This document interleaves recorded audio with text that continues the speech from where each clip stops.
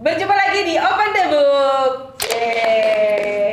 Oke, masih tentang ngobrolin soal perceraian nih. Tapi kali ini, kalau sebelumnya itu kita udah ngomongin KDRT, masalah tentang yang lain-lain lah tentang perceraian. Kita mau ngomongin tentang masalah isu poligami, perzinahan, nikah siri nih kan. Jadi ini juga menjadi polemik nih. Sekarang kan tuh banyak ya, apa namanya, saya nggak tahu ini mempermalukan diri sendiri atau gimana. Banyak banget video-video yang beredar lah. Ada seorang istri yang gerbek suaminya, ada yang jambak-jambak, pokoknya diviralin lah gitu ya. Akhirnya ada beberapa opini masyarakat, nih mau maluin banget sih lu ngerekam kayak gitu, padahal mungkin si istri ngerekam itu untuk bukti ya kan, kita kan nggak tahu ya. Tapi kalau diviralin ya itu mungkin ceritanya beda juga kali ya, mungkin ada tujuan yang tersendiri. Nah ini akhirnya menjadi problem nih kan. Sebenarnya seorang istri ketika dia menggerebek suaminya, memvideokan, itu bisa masuk ke ranah hukum atau enggak? Kalau misalnya si suaminya atau mungkin si nggak suka nih, maksudnya kayak misalnya si istri mungkin untuk punya bukti supaya suami gue berzina nih, suami gue selingkuh nih misalnya, jadi untuk gugat cerai. Tapi kan ada ya hukum juga yang menjelaskan tentang kalau misalnya Pencemaran nama pencemaran baik dan nama undang-undang baik ITE. misalnya, atau ya undang-undang ITE itu bisa diserang balik juga kan?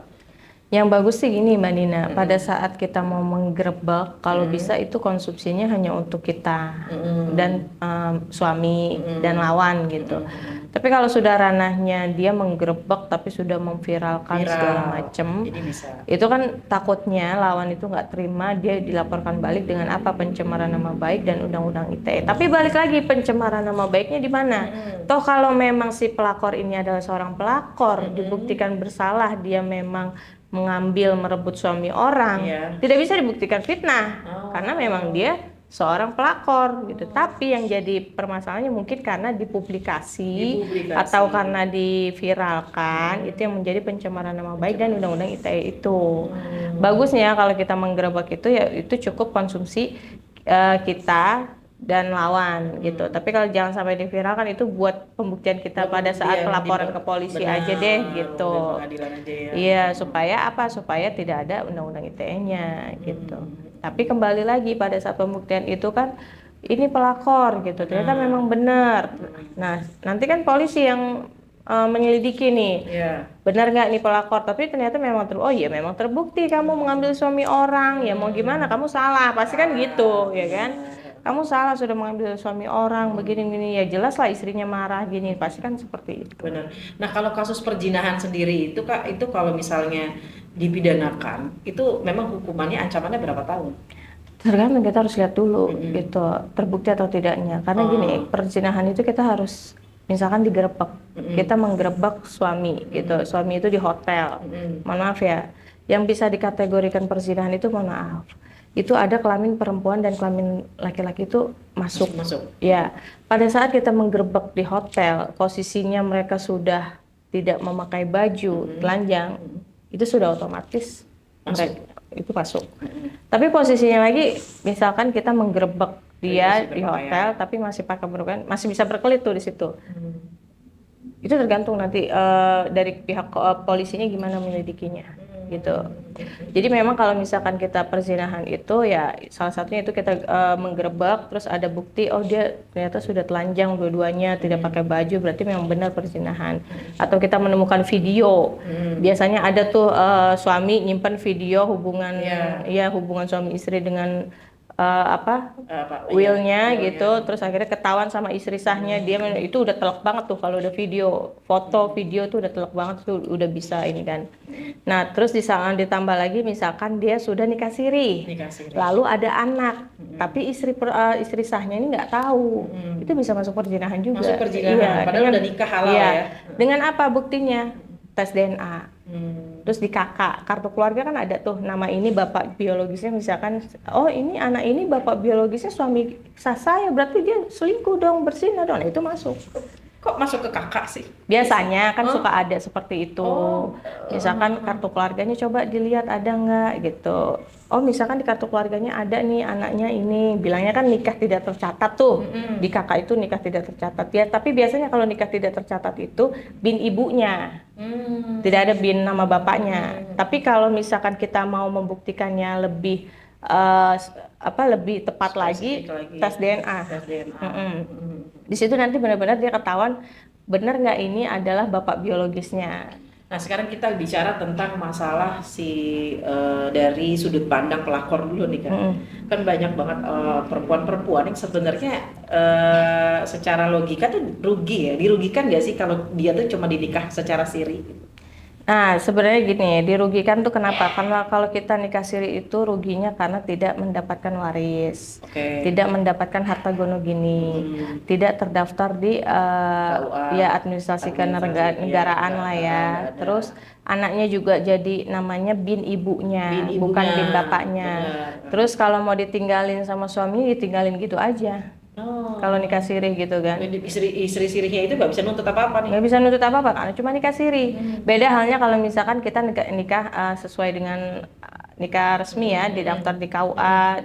Itu kalau kita mau bercerai kan harus proses dulu. Benar, susah banget. Ada gono gini, kita proses lagi gono gininya. Tapi kalau nikah siri enggak. Nikah siri nggak dapat apa-apa. Makanya banyak yang bilang jangan mau kalau hanya nikah siri.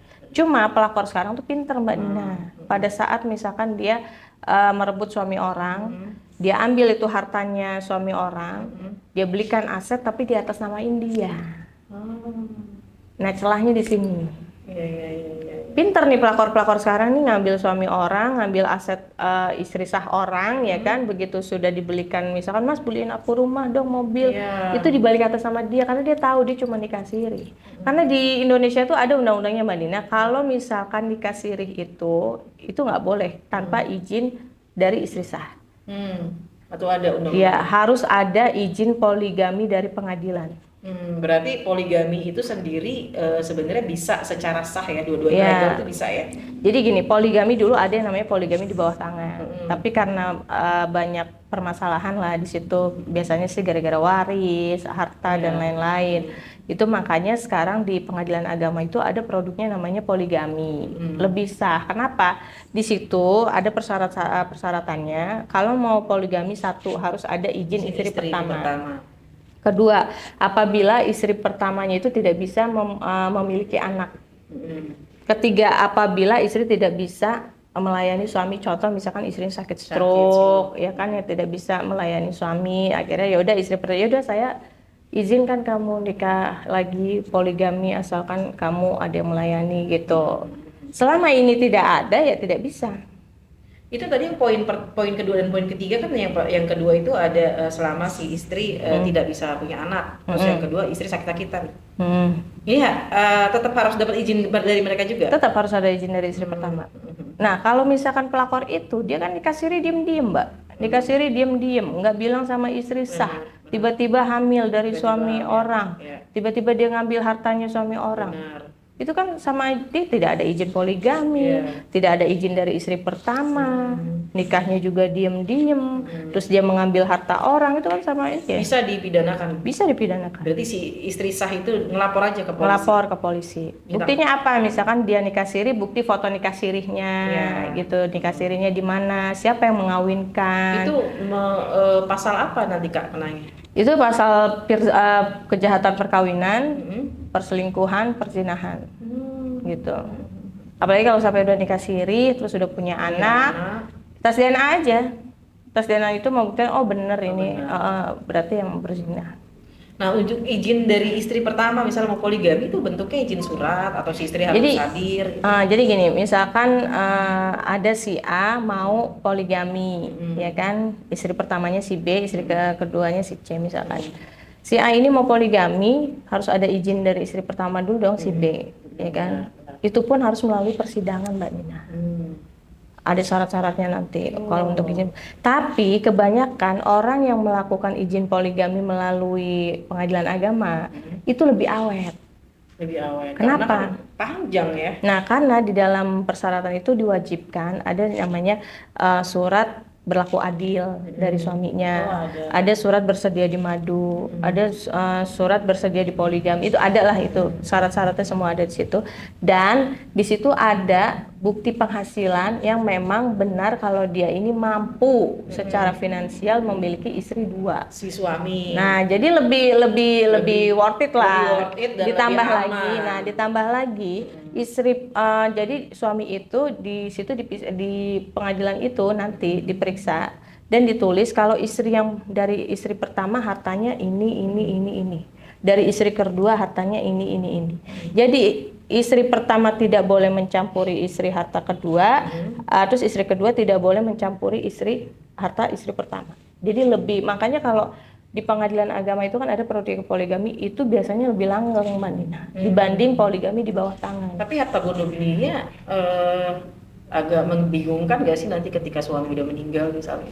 Kan kalau di poligami itu kan harus dicantumkan. Jadi semenjak kamu nikah dengan istri pertama, hartanya apa aja nih ditulis semua, harus di-list.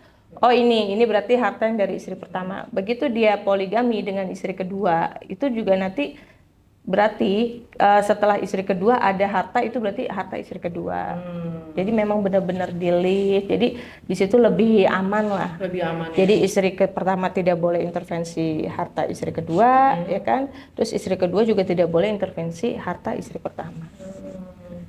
Jadi memang ada aturannya dan Memang lebih rapih ya. Iya, lebih sebenarnya rapi. kalau negara udah ngatur juga ya Betul. sebenarnya. Sebenarnya negara tuh banyak undang-undang. Nah itu tadi sebenarnya buat masalah kita juga. benar-benar masalah nafkah tadi, misalnya si suami itu dari segi keuangan itu bisa mencukupi berpoligami misalnya, itu ada minimalnya nggak? Misalnya gajinya harus sekian gitu. Ya emang ada, maksudnya minimal dia itu berlaku adil lah. Berlaku Terus adil. izin istri pertamanya itu mengizinkan. Misalkan suami saya ini cuma gaji sekian, tapi dia ikhlas lah, adil ngasih, ya nggak masalah, gitu. Yang penting ada izin pertama dari yang penting ada istri izinnya, izin iya. pertama ya. Dan itu harus disahkan hakim juga. Iya, itu ada prosesnya, ada sidangnya juga, Mbak. Ada sidangnya iya. juga.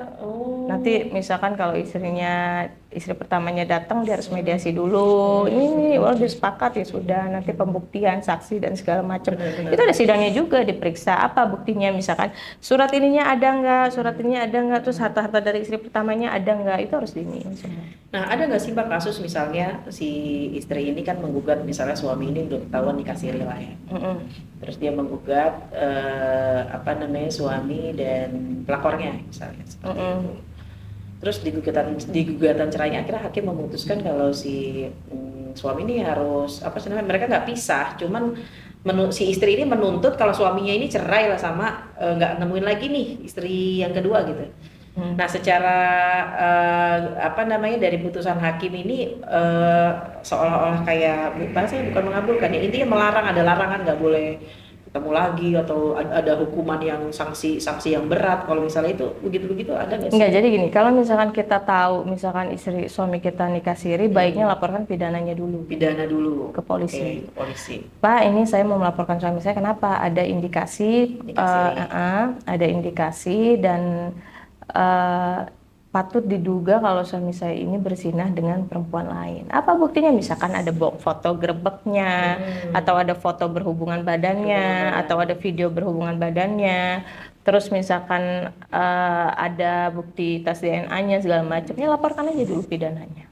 Nanti pembuktian pidana laporan itu untuk tambahan, kalau misalkan dia mau cerai kalau dia mau cerai, bukti yang pelaporan itu nanti untuk pembuktian di pengadilan agamanya.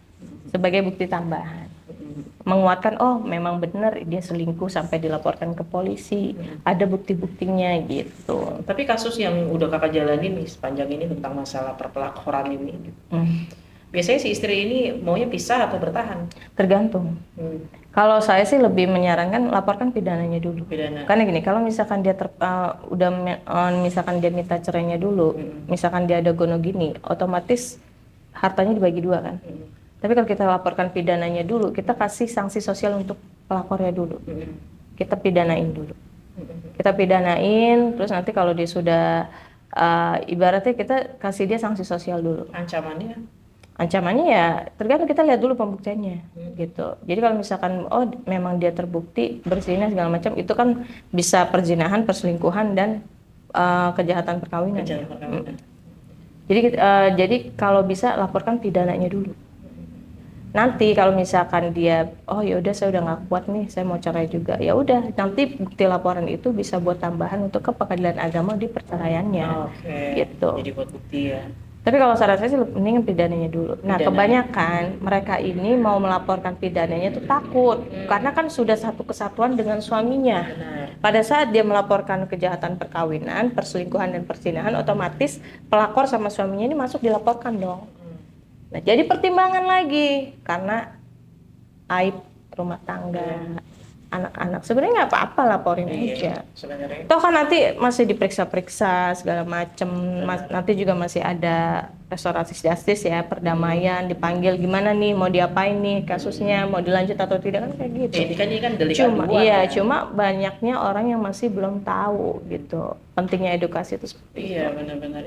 Emang di Indonesia ini syarat banget sama apa namanya rasa malu tuh, gengsi lebih tinggi Betul. dibanding ini ya. Sebenarnya tinggal dilapor aja ya. Kalau Iya, laporin selesai aja. ya sebenarnya. Kalau kita ngelapor itu kan nanti kan biar pihak polisian yang menyelidiki semuanya, Mbak. Gitu. Berkembang nanti. Oh, ditanya saksinya siapa Cuma ini. persoalannya tuh mungkin nggak cuman masalah gengsi juga ya. Ini masalah sepele nggak sih buat di kepolisian gitu. Kadang kan polisi aja kalau untuk masalah pencurian gitu kan agak-agak gimana gitu, apalagi Yang penting masalah kita ini yang gitu. penting kita sering-sering di follow up, minta SP2 HP-nya untuk. Jadi kalau diseriusin mah ditanganin ya, Kak? Iya, udah sampai mana nih? Misalkan oh perkembangan udah sampai sini, terus gitu aja gitu kan. Supaya kita tahu oh perkembangannya sudah sampai di sini gitu. Minimal gini loh, kita ada sanksi sosial untuk ini pelakor nih nggak boleh gitu, merugikan. Benar. Tapi ada nggak kasus yang akhirnya terbukti terus dipenjara? Ada. Ada. Banyak gitu. Oh, banyak ya. Iya. Berapa Kak ancaman biasanya?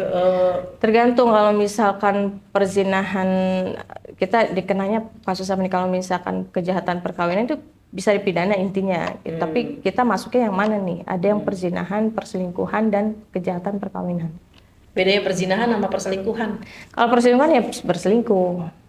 Ya kan, kalau perzinahan itu yang sudah sampai misalkan sampai punya anak, sampai sudah melakukan hubungan badan. Terus kalau kejahatan perkawinan ya karena perselingkuhan itu dia jahat karena merusak rumah tangga orang. Gitu. Dan ini bisa masuk ranah pidana ya. Pidana. Jadi makanya kalau buat pelakor tuh mikir-mikir dulu lah. Mikir-mikir dulu. Nah, cuma jahatnya pelakor sekarang tuh pelakornya malah yang lebih galak daripada istri sahnya. Ancamannya saya juga bisa laporin balik undang-undang. Pertanyaannya, kamu bener nggak merebut suami orang? Itu aja dulu dibuktikan. Kalau misalkan dia betul merebut suami orang, ya benar kamu pelakor, ya kamu harus terima konsekuensinya. Berarti ini sebenarnya masukan buat kaum ibu-ibu nih di rumah mungkin ya yang mau ngerekam gitu kali ya, kayak jangan langsung diviralkan gitu ya. Iya, kalau mau buat publikasi, maksudnya publikasi konsumsi pribadi dia sama dulu, lawan aja, ya. Oke, atau buat masukin ke kantor polisi misalnya buat dipidanakan. Jadi kalau misalnya udah diviralkan takutnya diserang balik nih. Iya. Ya kan? Undang-undang ITE. Ini penting banget nih buat informasi buat teman-teman semua. Nah, ini masalah tentang poligami ini juga kompleks, Kak. Kalau misalnya poligami, misalnya si suami ini bisa dalam hukum Islam kan bisa 4 di Indonesia. Kalau secara hukum ini juga 4. Sama 4 juga maksimal. Dan harus izin istri semua itu. Betul. Tapi pernah nggak sih misalnya kan kalau dari segi ya banyak lah ya sebenarnya, kayak kita ngomongin soal ustadz-ustadz juga kan, kiai-kiai kan juga banyak tuh pasti yang memang fokusnya kan ke hukum Islam aja. Iya. Nah, ini gimana jadinya? Kita sih pakai hukum yang negara aja deh, yang lebih pasti-pasti aja. Karena kalau kita ngomongin agama ya nggak akan ketemu, gitu kan. Contoh yang dalil ini seperti ini, dalil ini seperti ini. Intinya kalau di negara kita itu kan sudah mengatur undang-undang. Kalau misalkan kamu mau nikah siri, ya harus ada izin poligami lah dari istri pertama, udah itu aja. Iya. Kamu nikah siri, nggak izin dari istri pertamanya, kamu udah salah gitu. Tapi kalau misalkan kamu nikah siri lagi, kamu udah ada izin istri pertama, kan enak, gak perlu nikah siri, nikah resmi aja. Nah, kalau misalkan sudah ada izin poligami dari pengadilan, ya udah ada izin dari pengadilan, terus udah ada izin dari istri pertama juga, itu nanti buku nikahnya dapetnya 2, Mbak Nina. Secara negara 2 dapatnya.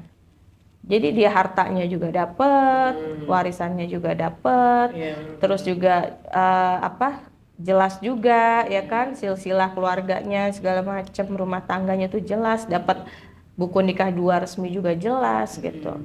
Tapi kalau nikah siri kan rugi ya. Ya intinya sebenarnya nikah siri itu kejahatan juga sih ya kalau dipikir-pikir, karena kan Kalau banyak dibilang pendidikan. kejahatan sih nggak bisa juga ya. Kalau contoh misalkan gini, misalkan ada orang mau nikah resmi, dia kebentur dengan biaya.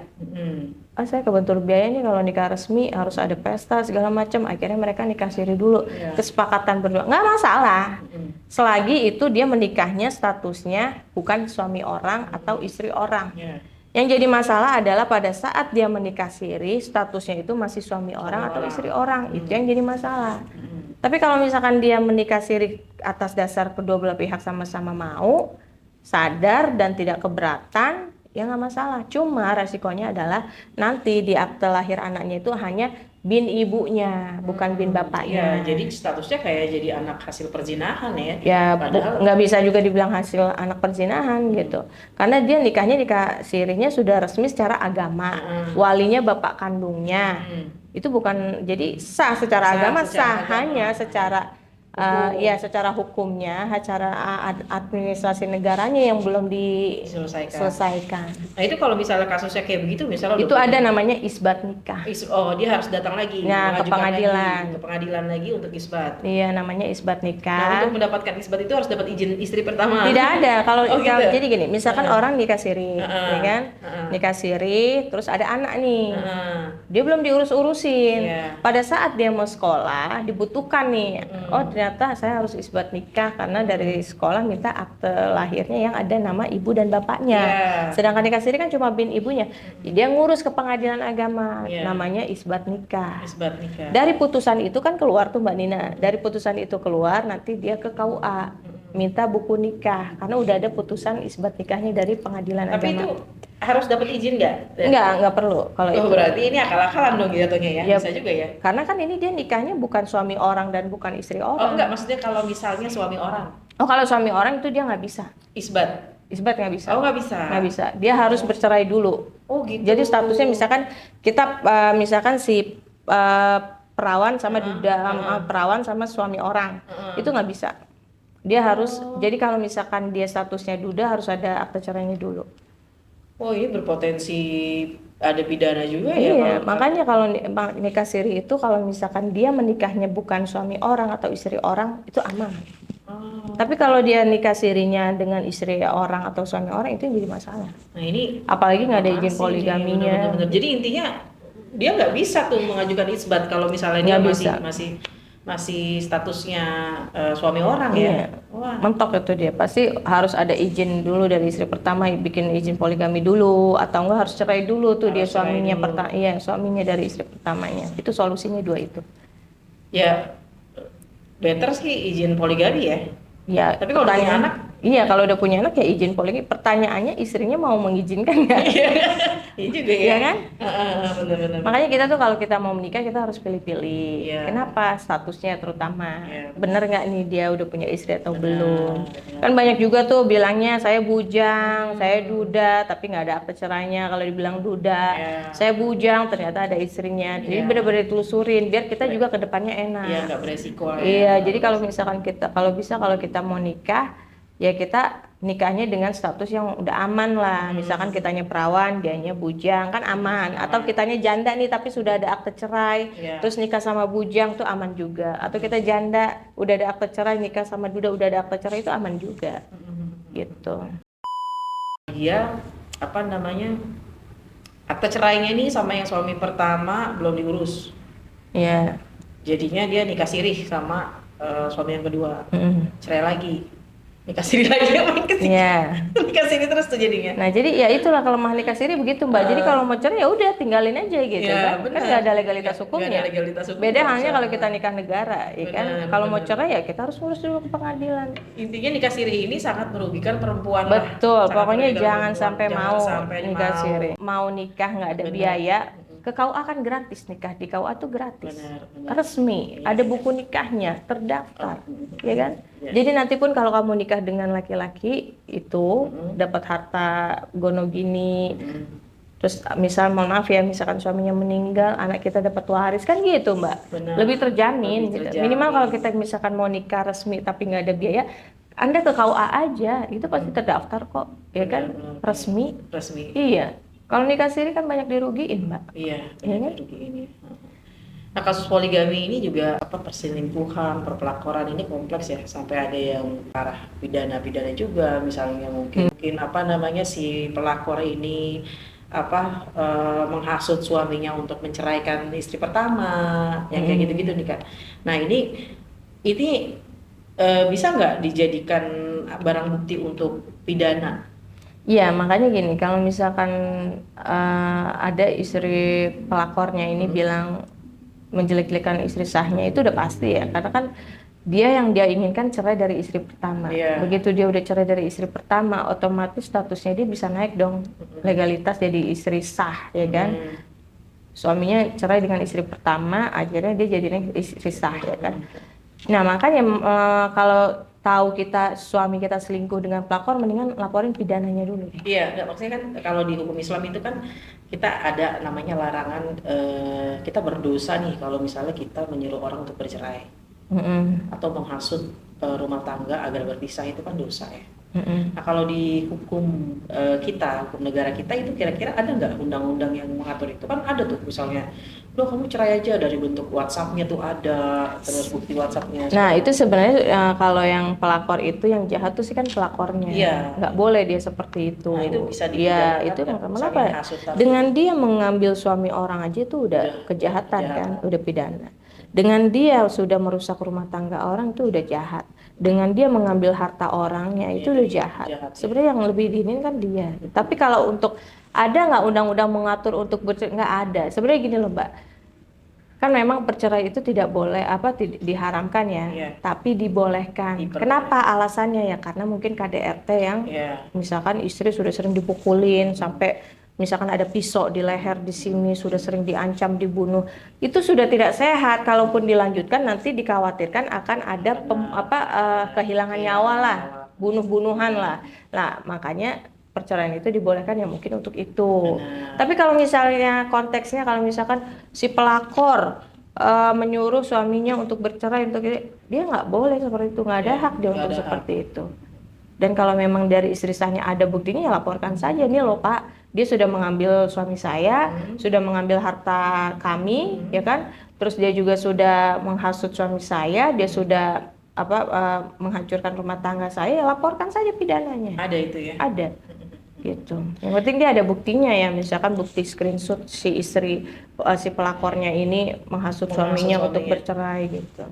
Biar nanti polisi yang mengembangi semuanya itu, diperiksa segala macam, diselidikin. Oh ini ternyata ini gitu. Ya. Jadi intinya tuh sebenarnya kita ini udah dilindungi lah sama hukum ya, sama masalah yang udah ada. Jadi jangan takut untuk bisa laporkanlah pidananya dulu deh gitu kan. Ya, masalah perselingkuhan, perpelakoran gitu kan. Yang menjadi fatal adalah kan pernah nih ada kasus dia udah memviralkan duluan, akhirnya sama si pelakor dilaporkan masalah undang-undang ITE-nya itu sampai rame viral tuh, pernah tuh. Jadi mungkin jangan diviralkan dulu ya, langsung itu buat bahan buat dijadikan bukti ya. Iya. Jadi saran saya kalau misalkan Anda mau menggerebek itu jangan langsung diviralkan, jangan, karena kan ada undang-undang ITE. Ada undang-undang ITE. Lebih baik dikonsumsi untuk masalah nanti persidangan. Ya di persidangan, atau kita lapor ke polisi, nih loh Pak, buktinya saya udah gerebek gini gitu. Itu lebih aman lah. Lebih aman, benar. Nih jadi ini keren banget. Jadi obrolannya tuh masalah poligami pun itu sebenarnya udah diatur sama negara. Sudah diatur sampai yang namanya izin istri pertama, terus si suami itu ada surat perjanjian adil ya Kak, berlaku adil. Mungkin hakim juga akan nanya mungkin gajinya berapa gitu kan. Jadi harus lewat pengadilan dulu nih untuk dapetin izin gitu loh. Jadi nggak sekucuk-kucuk kayak dulu kan, ada di bawah tangan, nggak ditanya dulu penghasilannya, akhirnya berantem, sengketa, ribut. Nah itulah makanya pengadilan agama itu mengatur kalau ingin mengajukan poligami ini loh syaratnya. Terus kalau ingin poligami ini loh yang harus kamu lengkapin ini. Jadi lebih aman. Diperiksa juga. Jangankan masalah poligami Mbak, untuk masalah penetapan ahli waris pun Kalau dulu kan penetapan ahli waris ya, surat keterangan waris ya, itu hanya sampai kelurahan kecamatan bisa. Iya. Sekarang itu harus ke pengadilan Pengadilan. agama. Kenapa? Biar lebih aman. Hmm. Karena kalau di pengadilan itu diperiksa, Hmm. ya kan? Pemohonnya siapa, termohonnya siapa, terus objeknya apa nih, permasalahannya seperti apa. Jadi lebih aman. Dan orang bank, BPN dan notaris pun nggak mau sekarang kalau penetapan ahli waris nggak dari pengadilan agama. Jadi memang negara tuh sudah bagus ya, sudah mengatur lah ya. undang-undang sedetail mungkin, sebanyak mungkin. Tinggal kita Tinggal aja. kita ngulik aja nih, ya kan, informasinya ini begini ada nggak sih, ini kalau kita mau begini gimana gitu kan. Nah jadi ini juga informasi nih buat kaum perempuan, adik-adik perempuan nih kan ya, yang mau dijadiin sasaran pelakor, ya kan. Jadi gini Mbak, jangan tergoda lah ya. Saya kan sering sidang di pengadilan agama, itu orang asumsinya itu perkaranya cerai. Padahal pengadilan agama tuh luas. Dia tuh nggak hanya menangani perceraian aja. Apa aja tuh? Ada poligami, ada isbat nikah, ada dispensasi nikah, ada yang namanya asal usul anak, terus ada namanya hak asuh anak. Jadi luas sebenarnya. Cuma kan orang stigmanya kalau yang pengadilan agama cerai. Nah di sini saya ingin mengedukasi semua masyarakat Indonesia ya. Kalau di pengadilan agama itu produknya luas. Jadi poligami ada di situ, terus hak asuh anak, penetapan ahli waris, gugat waris, gonogini semuanya di situ. Itu untuk yang orang Muslim ya khususnya ya. Gitu. Iya, jadi intinya segala sesuatu yang tentang masalah perceraian atau poligami, nikah siri, perzinahan gitu kan, itu sudah diatur dalam undang-undang kita. Jadi buat teman-teman nih yang mungkin sekarang lagi galau gitu kan, tahu suaminya nih selingkuh gitu kan, pengen tahu nih gimana sih sebenarnya harus apa aja, kita nih harus gimana untuk persiapan cerai atau mau mempertahankan rumah tangga. Sebenarnya misal konsultasi ke pengacara itu kan nggak mesti cerai ya Kak ya? Iya, konsultasi aja dulu. Konsultasi aja dulu gitu. Jadi jangan stigmanya nih, gue kalau mau ke pengacara perceraian, kalau mau cerai enggak sebenarnya ya. Jadi misalnya Kak, ini saya mau mempertahankan rumah tangga saya bisa nggak memberikan pidana kepada si pelakor ini misalnya. Kan bisa ngobrol ya. Nah buat teman-teman yang lagi pusing banget masalah itu, kalian bisa kontak langsung Kak Ismi, nanti nomor WhatsApp-nya bisa di bawah ya. Jadi rata-rata nih Kak, klienku yang datang ke kantor tuh awalnya mukanya udah pusing ya. Pusing, nangis. Gitu ya. Tapi begitu sudah konsultasi, kita kasih arahan, kita kasih ini loh baiknya kakak seperti ini. Dia tenang, akhirnya oh ya udah Mbak, saya udah mulai tenang kalau kayak begini. Jadi memang edukasi itu perlu. Iya, gitu. Benar, edukasi itu perlu ya. Ya jadi penting banget edukasi, pelajari. Jangan depresi sendiri, cerita ya kan, diselesaikan permasalahannya intinya gitu ya. Dan sekali lagi kalau misalnya kalian memang udah ngerasa wah suami ini selingkuh nih, apa nih, terus ada penggerbekan dan lain-lain, jangan main hakim sendiri atau memviralkan tanpa alasan yang jelas. Khawatir kalian nanti yang kena hukum balik ya, kayak dilaporkan balik. Oke, terima kasih banyak. Waduh, ini gemuk banget ini obrolan kita hari ini. Kita berjumpa lagi di lain kesempatan bersama Kak Ismi, masih ngobrolin tentang masalah apa nih, urusan-urusan dalam rumah tangga lah ya, panjang banget, masalah KUA lah pokoknya. Tetapi ada masalah-masalah pidana lain juga ya kan, nanti kita mau ngobrolin ya. Intinya buat teman-teman yang punya permasalahan hukum apapun itu yang mau ditanyakan, kalian tulis aja di komentar. Jangan lupa subscribe-nya, like, komen aja pertanyaan apa aja, nanti insya Allah kita akan jawab. Sampai jumpa lagi di Open the Book selanjutnya.